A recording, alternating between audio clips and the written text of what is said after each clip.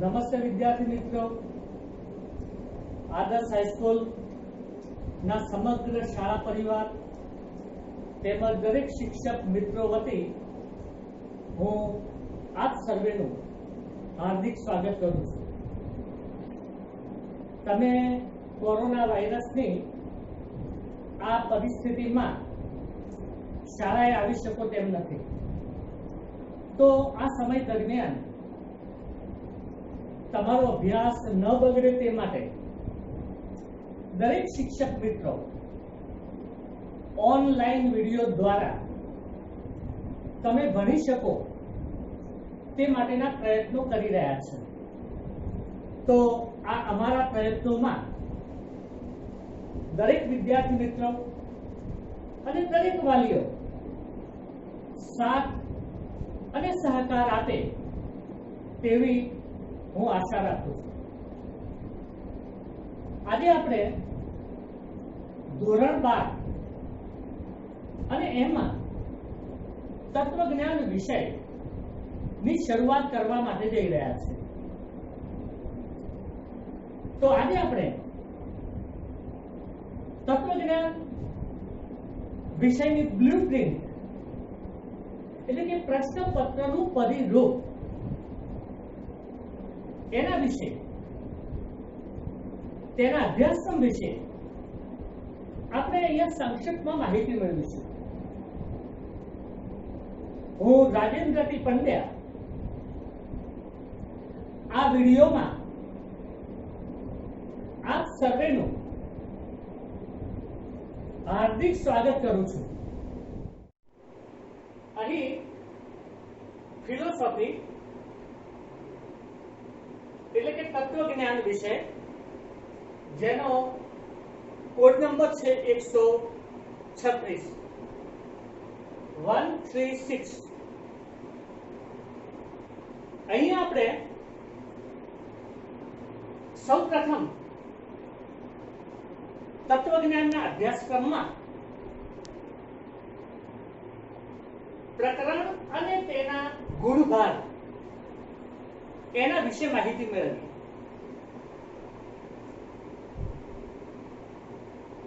અહીંયા આ અભ્યાસક્રમમાં કુલ 10 પ્રકરણો છે. પ્રથમ પ્રકરણનું નામ છે વિધાનના રૂપો અને તેના પ્રકારો. તેમાંથી 14 માર્ક્સનું પૂછાય છે, 14 ગુણનું પૂછાય છે બોર્ડની પરીક્ષા. બીજું પ્રકરણ છે, બીજું એકમ દલીલનું રૂપ અને દલીલનું પ્રામાણિક. એમાંથી બોર્ડની પરીક્ષામાં કુલ 10 ગુણનું પૂછાય છે. પ્રકરણ નંબર 3 ની વાત કરીએ આપણે, ત્રીજા એકમની વાત કરીએ. એનું નામ છે અનુમાનના નિયમો અને એમાંથી બોર્ડની પરીક્ષામાં 12 માર્ક્સનું 12 ગુણનું પૂછે છે. ચોથા પ્રકરણની વાત કરીએ તો એનું નામ છે નિરૂપાધિક સંવિધાન અને બોર્ડની પરીક્ષામાં એમાંથી 10 ગુણનું પૂછાય છે, 10 માર્ક્સનું પૂછાય છે. પાંચમા પ્રકરણનું નામ છે વ્યાપ્તિકરણ અને વૈજ્ઞાનિક અન્વેષણની રીતિઓ અને એમાંથી બોર્ડમાં 12 માર્ક્સનું પૂછાય છે.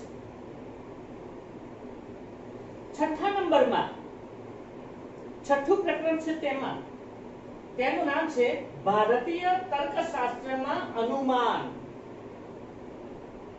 ભારતીય તર્કશાસ્ત્રમાં અનુમાન વિષયક વિચારણા અને એમાંથી 12 ગુણનું પૂછાય છે.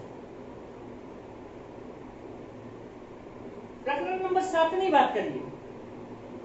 એનું નામ છે મૂલ્ય મીમાંસા અને એમાંથી બોર્ડની પરીક્ષામાં 6 માર્ક્સનું પૂછાય છે. પ્રકરણ નંબર 8 ની વાત કરીએ આપણે, તો એનું નામ છે ધર્મનો અર્થ અને ધાર્મિક જીવન. અને એમાંથી 7 માર્ક્સનું 7 ગુણનું બોર્ડની પરીક્ષામાં પૂછવામાં આવે છે. નવું પ્રકરણ અહીંયા, એનું નામ છે જગતના વિદ્યમાન ધર્મો. અને બોર્ડની પરીક્ષામાં એમાંથી 10 ગુણનું પૂછાતું હોય છે. અને પ્રકરણ નંબર 10 જેનું નામ છે આત્મ સાક્ષાત્કારની વૈજ્ઞાનિક પદ્ધતિ યોગ, અને જેમાંથી બોર્ડની પરીક્ષામાં કુલ 7 ગુણનું પૂછાય છે, 7 માર્ક્સનું પૂછાતું હોય છે. આમ આ 10 પ્રકરણો છે અને એમાંથી કુલ મળીને 100 ગુણનું પૂછાતું હોય છે. એટલે કે આપણું તત્વજ્ઞાનનું જે પ્રશ્નપત્ર છે એ 100 ગુણનું હોય છે. અને એ પ્રશ્નપત્રના જવાબો બોર્ડની પરીક્ષામાં આપણે 3 કલાકમાં વિદ્યાર્થી મિત્રોએ પૂરા કરવાના હોય છે. હવે પછી આપણે તત્વજ્ઞાન વિષયની જે બ્લુપ્રિન્ટ છે, તત્વજ્ઞાન વિષયનું જે પરિરૂપ છે, એને એક કોષ્ટક દ્વારા વિસ્તૃત રીતે સવિસ્તારથી સમજવાનો પ્રયત્ન કરીએ. વિદ્યાર્થી મિત્રો, અહીંયા બ્લુપ્રિન્ટ છે એનું કોષ્ટક મેં આપની સમક્ષ રજૂ કરેલું છે, મૂકેલું છે. એનો વિગતે આપણે અભ્યાસ કરીએ. અહીંયા તમે જોશો તો આપણું જે પ્રશ્નપત્ર છે એમાં 5 વિભાગો હોય છે.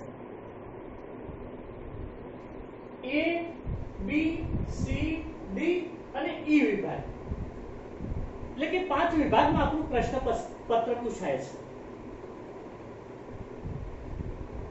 અહીંયા ગુણની વાત કરીએ કે પ્રત્યેક વિભાગ છે એમાં ગુણભાર કેટલો છે. તો એ વિભાગ છે એમાં પ્રત્યેક પ્રશ્ન છે 1 માર્કનો પૂછાય છે. પ્રત્યેક પ્રશ્નનો 1 ગુણ છે. બી વિભાગ છે એમાં પ્રત્યેક પ્રશ્ન છે એનો 1 ગુણ છે. સી વિભાગ છે એમાં પ્રત્યેક પ્રશ્ન છે એ 2 ગુણનો છે. ડી વિભાગ છે એમાં દરેક પ્રશ્ન છે 3 ગુણનો પૂછાય છે, 3 ગુણનો હોય છે.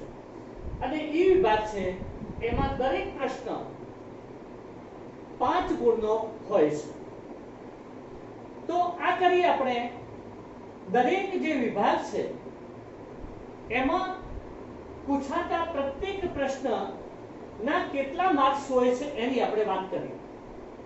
તો એ વિભાગમાં પ્રત્યેક પ્રશ્નનો 1 ગુણ, બી વિભાગમાં પ્રત્યેક પ્રશ્નનો 1 ગુણ, સી વિભાગમાં પ્રત્યેક પ્રશ્નનો 2 ગુણ, ડી વિભાગમાં પ્રત્યેક પ્રશ્નના 3 ગુણ અને ઈ વિભાગમાં પ્રત્યેક પ્રશ્નના 5 ગુણ હોય છે. અહીંયા આપણે એ વિભાગ છે એ બહુ વિકલ્પ પ્રશ્નો માટેનો છે, એટલે કે ઓબ્જેક્ટિવ પ્રકારનો પ્રશ્ન છે. એમાં વિકલ્પો 4 આપેલા હોય છે અને 4 વિકલ્પોમાંથી સાચો વિકલ્પ આપણે પસંદ કરીને એની સામે એક શબ્દમાં જે જવાબ આપ્યો હોય છે તે લખવાનો હોય છે. એટલે કે અહીંયા એ વિભાગ છે એ બહુ વિકલ્પ પ્રકારના પ્રશ્નો એમાં પૂછાય છે. વિભાગ બી છે એમાં અતિ ટૂંકા પ્રશ્નો પૂછાય છે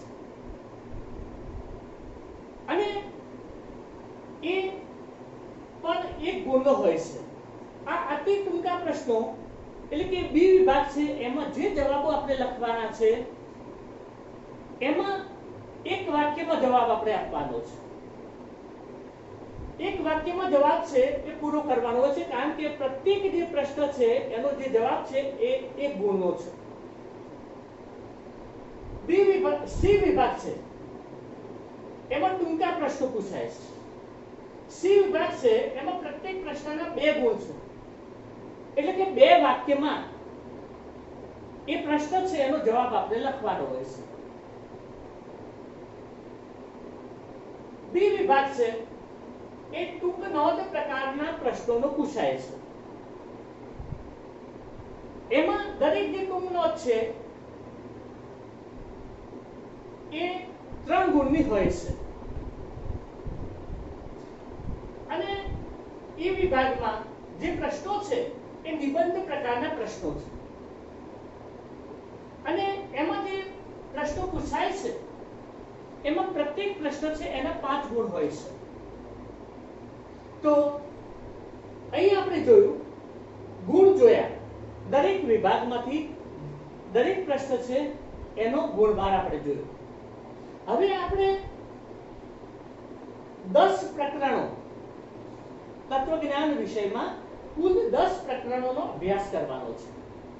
પ્રત્યેક પ્રકરણમાંથી એ વિભાગમાંથી કેટલા પ્રશ્નો પૂછાય છે, બી વિભાગમાંથી, સી વિભાગમાંથી, ડી વિભાગમાંથી અને ઈ વિભાગમાંથી, એ અહીંયા આ જે પ્રકરણો આપ્યા છે એની સામે દરેક વિભાગની નીચે અહીંયા મેં લાલ કલરથી અહીંયા એ પ્રશ્નો છે એની સંખ્યા છે એ દર્શાવેલી છે. અહીંયા આપણે જોઈએ તો પ્રકરણ નંબર 1 એનું નામ છે વિધાનના રૂપો અને તેના પ્રકારો. અને તેમાંથી એ વિભાગમાંથી એક પ્રશ્ન, બી વિભાગમાંથી એક પ્રશ્ન, સી વિભાગમાંથી એક પ્રશ્ન, ડી વિભાગમાંથી એક પ્રશ્ન અને ઈ વિભાગમાંથી એક પ્રશ્ન પૂછાય છે. કુલ મળીને 6 પ્રશ્નો પૂછાય છે આ પ્રકરણમાંથી. અને એ બધાના મળીને કુલ 14 ગુણ છે. 14 માર્ક્સનું આ પ્રથમ પ્રકરણમાંથી પૂછાય છે. બીજા પ્રકરણની આપણે વાત કરીએ તો એનું નામ છે દલીલનું રૂપ અને દલીલનું પ્રામાણિક. એમાં એ વિભાગમાંથી એક પ્રશ્ન પૂછાય છે, બી વિભાગમાંથી એક પ્રશ્ન પૂછાય છે, સી વિભાગમાંથી બીજા પ્રકરણમાં પ્રશ્ન પૂછાતો નથી, ડી વિભાગમાંથી એક અને ઈ વિભાગમાંથી એક, એમ કુલ મળીને 4 પ્રશ્નો પૂછાય છે બીજા પ્રકરણમાંથી. અને એના 10 ગુણ છે. બીજા પ્રકરણના 10 ગુણ છે. ગુણભાર 10 બીજા પ્રકરણમાંથી 10 ગુણનું પૂછાય છે. ત્રીજા પ્રકરણની આપણે વાત કરીએ તો એ વિભાગમાંથી એક પ્રશ્ન, બી વિભાગમાંથી એક પ્રશ્ન, સી વિભાગમાંથી 2 પ્રશ્નો પૂછાય છે, ડી વિભાગમાંથી પણ 2 પ્રશ્નો પૂછાય છે, ઈ વિભાગમાં આ ત્રીજા પ્રકરણમાંથી કોઈ પ્રશ્ન નિબંધ પ્રકારનો પૂછાતો નથી. એટલે કે કુલ 6 પ્રશ્નો પૂછાય છે. અને એ 6 પ્રશ્નો છે એ કુલ 12 ગુણના હોય છે. 12 ગુણના આ પ્રશ્નો છે. અહીંયા પ્રકરણ નંબર 4 ની આપણે વાત કરીએ તો એ વિભાગમાંથી એક પ્રશ્ન, બી વિભાગમાંથી એક પ્રશ્ન, સી વિભાગમાંથી એક પ્રશ્ન, ડી વિભાગમાંથી 2 પ્રશ્નો પૂછાય છે અને ઈ વિભાગમાં આ ચોથા પ્રકરણમાંથી કોઈ પ્રશ્ન પૂછાતો નથી. એટલે કે અહીંયા આ ચોથા પ્રકરણમાંથી એટલે કે નિરુપાધિક સંવિધાન નું જે પ્રકરણ છે એમાંથી આ ચોથા પ્રકરણમાંથી કુલ આપણે જોઈએ તો 5 પ્રશ્નો પૂછાય છે અને 10 ગુણનું બધું થઈને પૂછાય છે.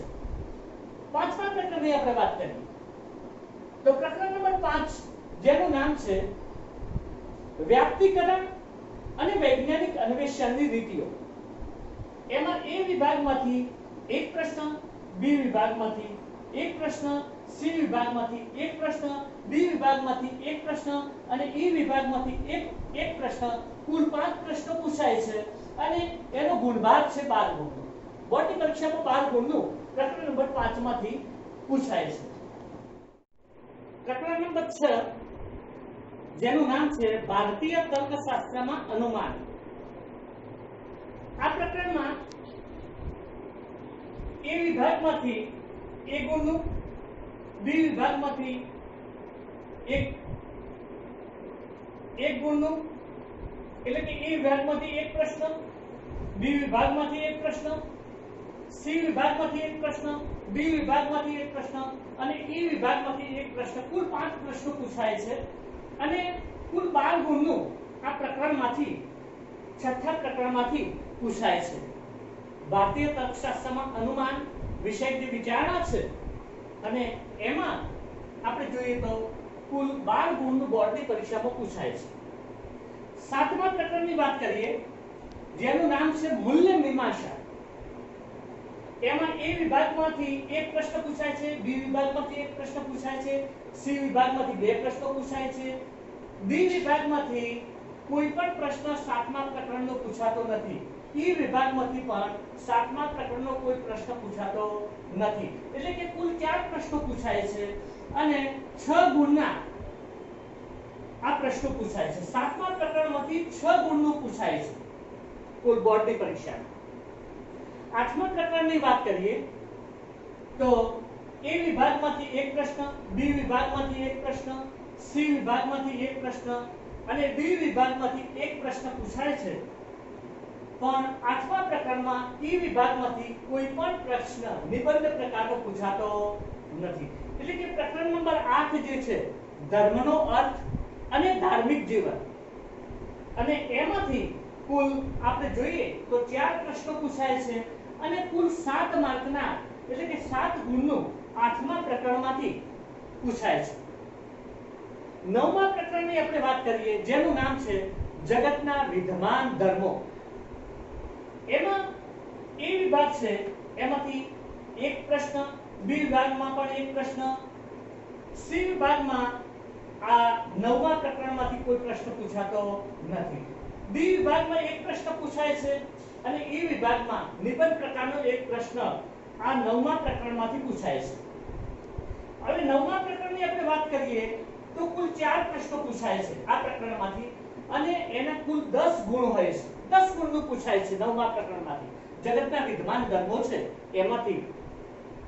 પ્રકરણ નંબર 10 અને એની વાત કરીએ તો એમાં એ વિભાગમાં એક પ્રશ્ન પૂછાય છે, બી વિભાગમાં એક પ્રશ્ન પૂછાય છે, ઈ વિભાગમાં એક પ્રશ્ન એમાંથી પૂછાય છે.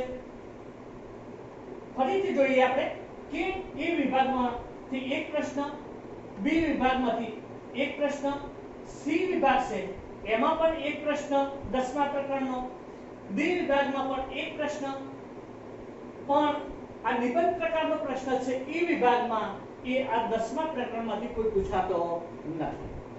અને આ 10મું પ્રકરણ જે છે એનું નામ છે આત્મ સાક્ષાત્કારની વૈજ્ઞાનિક પદ્ધતિ.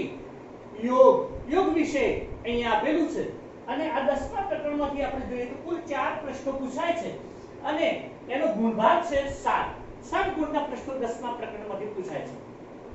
તો આમ આપણે જોઈએ તો કયા પ્રકરણમાંથી કયા વિભાગમાં કેટલા પ્રશ્નો પૂછાય છે એ અહીં આપેલું છે. કુલ કેટલા પ્રશ્નો કયા પ્રકરણમાંથી પૂછાય છે એ અહીં આપેલું છે અને જે કયા પ્રકરણમાંથી કેટલા ગુણનું પૂછાય છે કુલ એ અહીંયા દર્શાવેલું છે. હવે અહીંયા વિભાગ A અને એમાં કુલ 10 પ્રશ્નો હોય છે. 10 વિકલ્પ પ્રકારના પ્રશ્નો હોય છે અને એના 10 ગુણ હોય છે અને એ આપણે 10 મિનિટની અંદર આ વિભાગ A છે એ પૂર્ણ કરવાનો હોય છે. વિભાગ નંબર B ની વાત કરીએ આપણે તો એમાં પણ 10 પ્રશ્નો હોય છે અને એ 10 પ્રશ્નો છે એના 10 ગુણ છે અને એક એક વાક્યમાં લખવાના હોય છે અને એની સમય મર્યાદા છે 20 મિનિટ. 20 મિનિટમાં આ 10 પ્રશ્નો છે એ આપણે પૂરા કરવાના હોય છે અને એ 10 ગુણના હોય છે. એક એક વાક્યમાં આપણે લખવાના હોય છે બોર્ડની પરીક્ષા. વિભાગ નંબર C ની આપણે વાત કરીએ તો એમાં કુલ 11 પ્રશ્નો છે અને એ 22 ગુણના છે કુલ. એટલે કે C વિભાગ છે એ 22 ગુણનો પૂછાય છે અને એની સમય મર્યાદા છે 30 મિનિટ. 30 મિનિટમાં આ 22 ગુણના જે 11 પ્રશ્નો છે એ આપણે પૂરા કરવાના હોય છે. આ જે C વિભાગ છે એ પ્રત્યેક પ્રશ્ન છે એ બે લીટીમાં, બે વાક્યોમાં આપણે પૂર્ણ કરવાના હોય છે કારણ કે પ્રત્યેક જે પ્રશ્ન છે એ 2 ગુણનો હોય છે. આપણે ડી વિભાગની વાત કરીએ તો ડી વિભાગમાં 11 પ્રશ્નો પૂછાય છે. કુલ 11 પ્રશ્નો પૂછાય છે અને એ 33 ગુણના હોય છે. એના કુલ ગુણ છે 33. ડી વિભાગ છે 33 ગુણનો છે. એટલે કે દરેક પ્રશ્ન છે 3 ગુણનો હોય છે અને અહીંયા આપણે દર્શાવેલું છે. અને એ જે ડી વિભાગ છે એ આપણે 45 મિનિટની અંદર પૂર્ણ કરવાનો હોય છે બોર્ડની પરીક્ષા. જ્યારે એ વિભાગ આપેલો છે નિબંધ પ્રકારના પ્રશ્નો છે અને એ બોર્ડની પરીક્ષામાં એ વિભાગમાં 5 પ્રશ્નો પૂછાય છે. 5 પ્રશ્નો પૂછાય છે અને એ જે 5 પ્રશ્નો છે એનો પ્રત્યેક પ્રશ્ન છે એના 5 ગુણ છે. એટલે કે કુલ 25 ગુણનો આ એ વિભાગ છે અને એ આપણે દરેક વિદ્યાર્થી મિત્રે 75 મિનિટમાં બોર્ડની પરીક્ષામાં 75 મિનિટમાં આ પ્રશ્ન છે એ વિભાગ છે પૂરો કરી દેવો પડે છે. તો આમ આપણે જોઈએ તો કુલ પ્રશ્નો બોર્ડની પરીક્ષામાં કુલ પ્રશ્નો આપણે જોઈએ તો 47 પ્રશ્નો પૂછાય છે અને એ અનુક્રમે આપણે લખવાના હોય છે. તો આ જે 47 પ્રશ્નો છે એ કુલ આપણે ગુણ જોઈએ તો 100 ગુણના છે. આ 47 પ્રશ્નો છે એ કુલ આપણે જોઈએ તો 100 ગુણના છે. અહીંયા પણ તમે જોઈ શકો છો પ્રત્યેક પ્રકરણમાંથી જે પૂછાય છે જેટલા ગુણનું અને એનો સરવાળો આપણે કરીએ તો 100 ગુણનો છે. અને અહીંયા પણ આપણે જોઈએ તો વિભાગ વાઇઝ જોઈએ તો પણ એનો સરવાળો છે 100 ગુણનો છે. એટલે કે 100 ગુણનું આપણું પ્રશ્નપત્ર હોય છે અને એ આપણે 3 કલાકમાં પૂરું કરવાનું હોય છે. આ બધું આ જે 100 ગુણનું પ્રશ્નપત્ર છે એ આપણે અહીંયા તમે જોઈએ સમય મર્યાદા તો એ 180 મિનિટમાં આ જે પ્રશ્નપત્ર છે બોર્ડમાં એ આપણે પૂર્ણ કરવાનું હોય છે. એટલે કે 3 કલાકની અંદર 180 મિનિટ એટલે 3 કલાકની અંદર વિદ્યાર્થીએ પ્રશ્નપત્ર પૂર્ણ કરી દેવાનું હોય છે. તો અહીં વિભાગ નંબર આપણે જોઈએ એ વિભાગમાં 1 થી 10 પ્રશ્નો હોય છે. ક્રમ નંબર 1 થી 10 જે પ્રશ્નો છે એ વિભાગ નંબર A ના છે, સેક્શન નંબર A ના છે. બી વિભાગમાં 11 થી 20 નંબરના જે પ્રશ્નો છે એ વિભાગ નંબર B ના હોય છે. સી વિભાગમાં તમે જુઓ તો 21 નંબરથી 31 નંબર સુધીના પ્રશ્નો છે એ હોય છે. ડી વિભાગમાં આપણે જોઈએ તો 32 નંબરથી 42 નંબર સુધીના પ્રશ્નો છે એ ડી વિભાગમાં હોય છે. જ્યારે વિભાગ નંબર E અને એમાં 43 થી 47 સુધીના જે પ્રશ્નો છે એ ઈ વિભાગમાં પૂછાય. હવે મારા નેક્સ્ટ હવે પછીના વિડિયોમાં આપણે પ્રત્યેક જે પ્રકરણ છે આપણું એનો વિગતે આપણે અભ્યાસ કરીશું.